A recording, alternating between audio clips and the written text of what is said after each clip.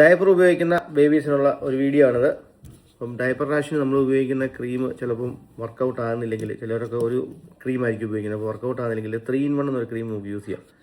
കൂടാതെ വലിയ ഇൻഫെക്ഷനൊക്കെ ഉണ്ടായിക്കഴിഞ്ഞാൽ ബേബീസിനൊക്കെ അധികമായിട്ട് വയറ്റിനൊക്കെ പോകും, ആ ഏരിയയിലെ സ്കിന്നൊക്കെ പൊട്ടും.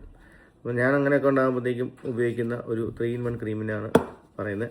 അതുണ്ടാക്കാൻ വളരെ എളുപ്പമാണ്. സ്യൂഡോ ക്രീമാണ് സാധാരണ എല്ലാവരും ബേബി റാഷിന് ഉപയോഗിക്കുന്നത്. അപ്പോൾ ആ ഒരു ക്രീമിൻ്റെ ഒരെണ്ണം വേണം. പിന്നെ വേണ്ടത് വാസലിൻ, പിന്നെ വേണ്ടത് മെറ്റാനിയം എന്ന് പറഞ്ഞൊരു ട്യൂബ്, ഇതൊരു ക്രീമാണ്.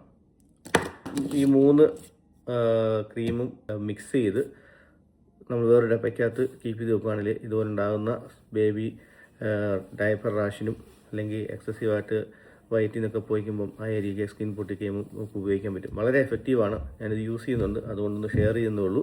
അപ്പോൾ കുഞ്ഞുങ്ങളൊക്കെ ഉള്ളവർ ഇതുപോലത്തെ ഒരു 3-in-1 ക്രീം ഉണ്ടാക്കി വെക്കുന്നത് എന്തുകൊണ്ടും നല്ലതാണ്.